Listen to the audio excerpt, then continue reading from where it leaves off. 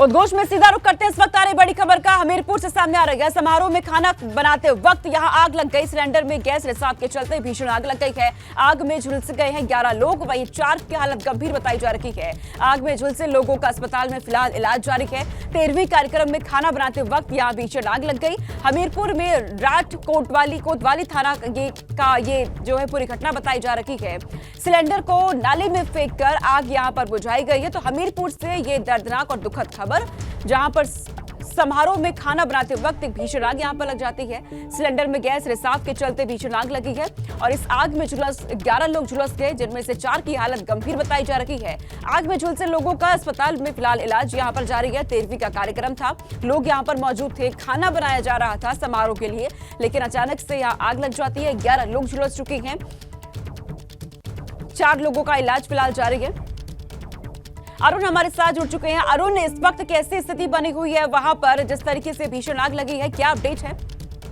आपको बता देंगे रात कस्बा है, वहां पर एक मोहल्ला, वहां का मामला है। जो तिरही के बाद शुद्धता का कार्यक्रम होता है, उसी दौरान वहां पर खाना बन रहा था और सिलेंडर में अचानक रिसाव हुआ, जिसके चलते वहां पर आग लग गई। वहां महिलाएं भी थी, बच्चे भी थे, पुरुष भी थे। लगभग वहां पर 12 से अधिक लोग गंभीर रूप से झुलसे हुए, जिसमें 4 की हालत ज्यादा नाजुक बनी हुई है। 4 को मेडिकल कॉलेज के रेफर कर दिया गया। फिलहाल स्थिति की बात की जाए, स्थिति वहां पर सामान्य है। वहां पर स्थानीय प्रशासन वहां पहुंच चुका है। जी, जब ये घटना हुई थी तकरीबन कितने लोग वहां पर मौजूद थे अरुण? आप बता दें कि ये अमीन के घर में उनकी माता जी का देहांत हो गया था। देहांत के बाद आप समझ सकते हैं कि जो परिजन होते हैं, काफी लोग इकट्ठा होते हैं। लगभग 20-25 लोग वहां पर एकत्र थे। जब आग लगी, लगभग 1 दर्जन लोग उसको झुलसे हुए हैं, जिसमें 4 की हालत अति गंभीर बनी हुई है। जी, और जिस तरीके से ये आग लगी, इसके पीछे बताया जा रहा है कि सिलेंडर में गैस रिसाव के चलते यहाँ पर ये भीषण आग लगी थी। तो क्या पहले से देखा गया था कि सिलेंडर में जो जांच की गई थी कि ठीक है या फिर नहीं है, या फिर ये अचानक से? ये आपको बता दें कहीं ना कहीं लापरवाही है, या फिर गैस वालों की, या फिर जो गैस देने आते हैं, डिलीवर करते हैं, उन्होंने गैस सिलेंडर को चेक नहीं किया होगा, जिसके चलते वहां पर रिसाव हुआ, वहां पर आग हुई। आपको बता दें लगभग 1.5 महीने पहले गैस रिसाव के चलते राठ इलाके में एक बार वहां भी हादसा हो चुका है, जिसमें कि लगभग 3-4 लोगों की मौत भी हो चुकी थी। फिलहाल ये दूसरा मामला है, 4 की हालत गंभीर है। अरुण, आप इस पर नजर बना के रखिएगा, आपसे हम अपडेट लेते रहेंगे। फिलहाल बहुत शुक्रिया तमाम जानकारी पहुंचाने के लिए। और उन्नाव से इस वक्त की बड़ी खबर सामने आ रही है। इस वक्त की बहुत बड़ी खबर है। उन्नाव में आगरा लखनऊ एक्सप्रेसवे पर बड़ा हादसा हो गया है। 2 कारों की भिड़ंत और हादसे में 5 लोगों की मौत हो गई है। सड़क हादसे में एक मासूम समेत 2 लोग घायल बताए जा रहे हैं। अचानक कार के टायर फटने से यह हादसा हुआ। टायर फटने से बेकाबू होकर दूसरी लेन में कार पहुंच गई थी। आगरा से लखनऊ की तरफ जा रही थी ये कार, जब अचानक से टायर फट जाता है और टायर फटने से कार अनियंत्रित होकर दूसरी लेन में पहुंच गई। घायलों का इलाज फिलहाल जारी है। पीएचसी औरास से भेज दिया गया है। हालत गंभीर बताई जा रही है। औरास थाना क्षेत्र के किलोमीटर, आपको बता दें, तकरीबन 238 पर ये पूरा यहां पर हादसा हुआ है। तो नाव में लखनऊ आगरा एक्सप्रेसवे पर यह बड़ा हादसा।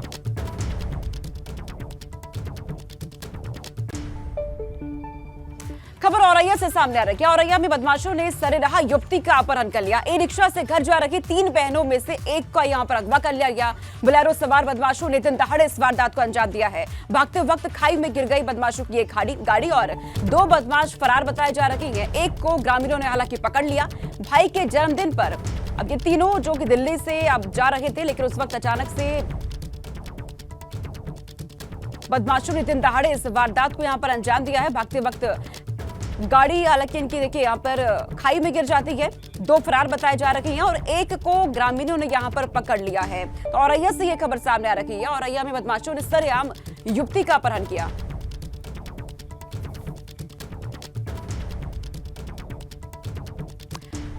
और अब खबर सोनभद्र से सामने आ रही है। 2 नक्सली को आजीवन कारावास की सजा यहां पर सुनाई गई है। हत्या के मामले में कोर्ट ने दोषी पाने पर सजा सुनाई है। स्पेशल कोर्ट ने दोनों दोषियों को सजा सुनाई है। तो सोनभद्र से ये खबर, 2 नक्सली को आजीवन कारावास की सजा यहां पर सुनाई गई है। हत्या के मामले में कोर्ट ने दोषी पाने पर यह सजा यहां पर सुनाई है। स्पेशल कोर्ट ने दोनों दोषियों को सजा सुनाई है, क्योंकि दोनों पर हत्या का आरोप लगा हुआ था। सोनभद्र के चौरा गांव में दोषियों ने हत्या की थी। इसके बाद अब इन्हें सजा हालांकि सुना दी गई है हत्या के मामले में कोर्ट की तरफ से।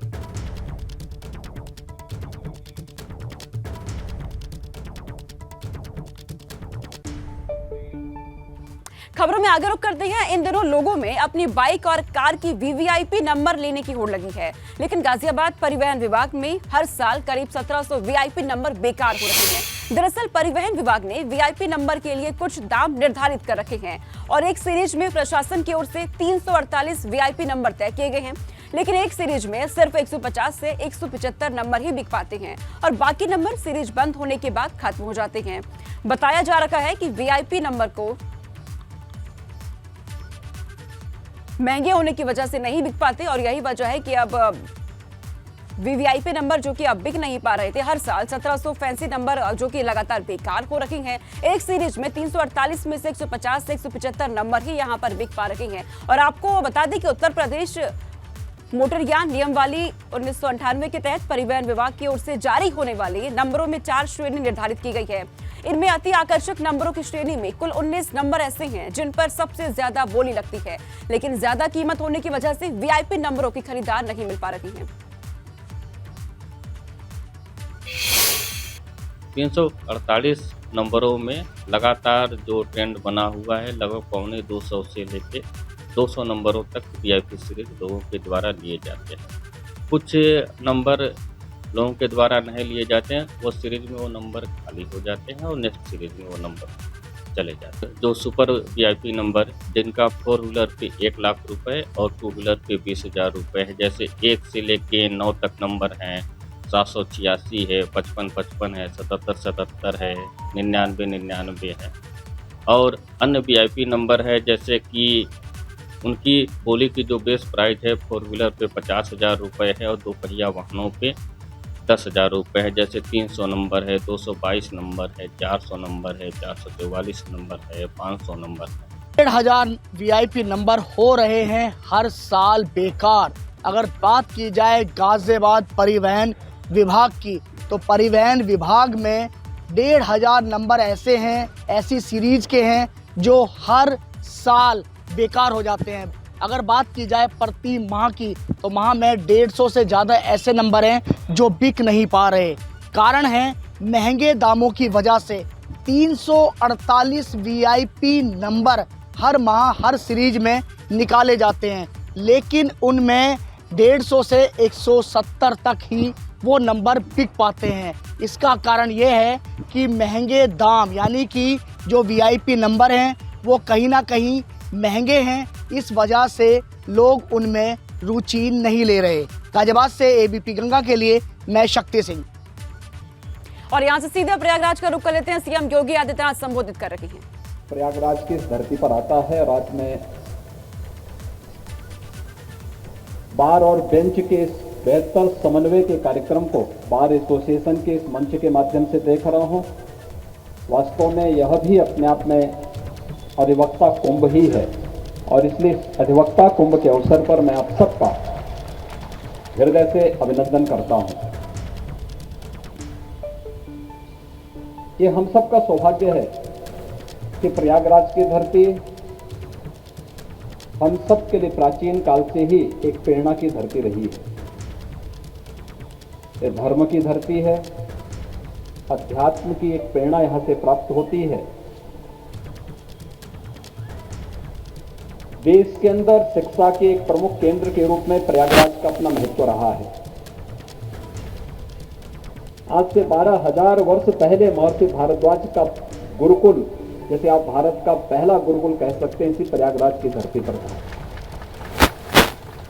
और प्रयागराज हमारा न्याय का पवित्र मंदिर भी है, जहां पर अपनों से जब कोई व्यक्ति पीड़ित होता है, प्रताड़ित होता है,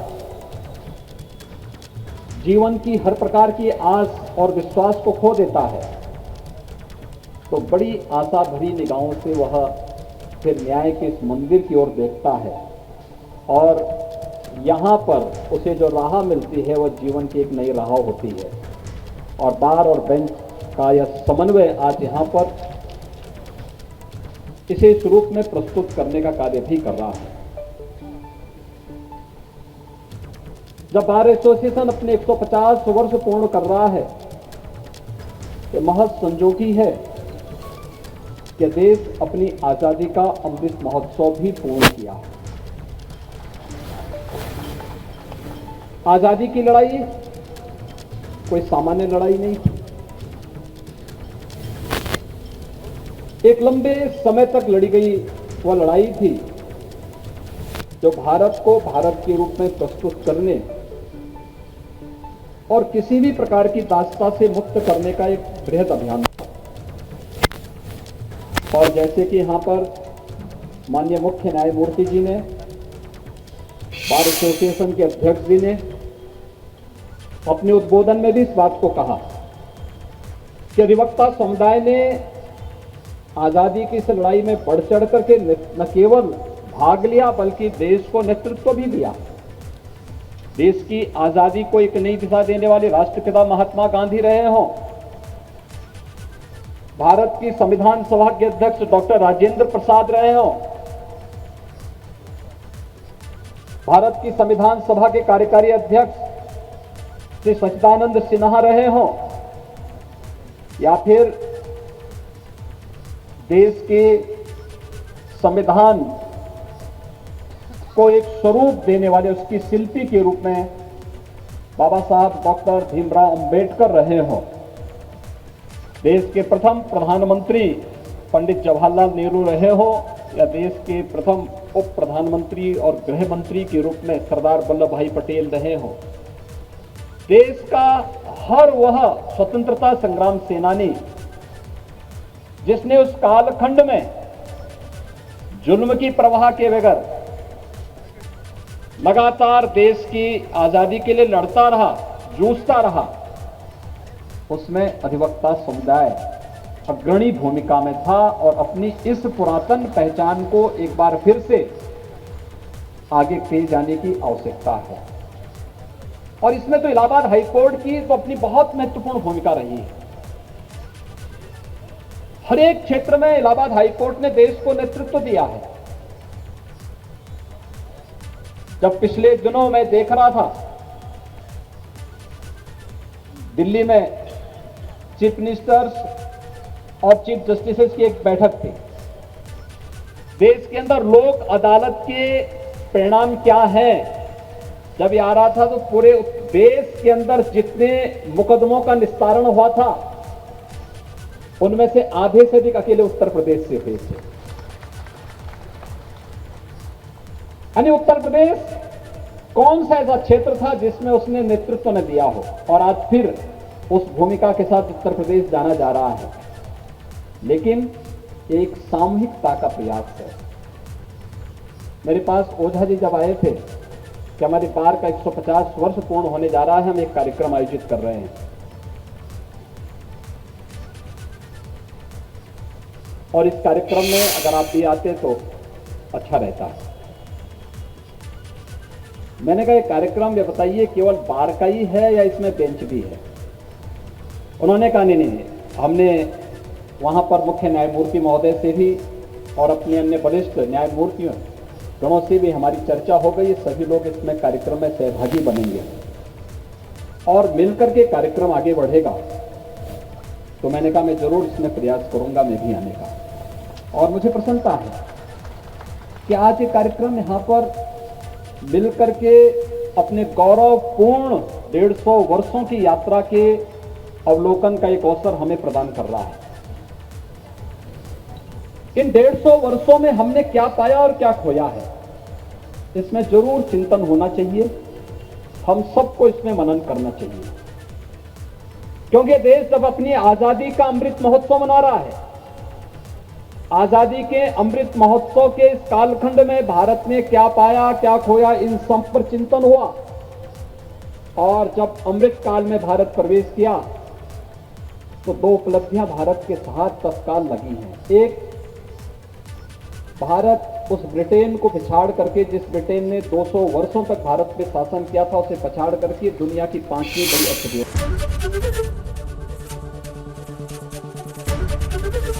एबीपी गंगा, खबर आपकी, जुबान आपकी।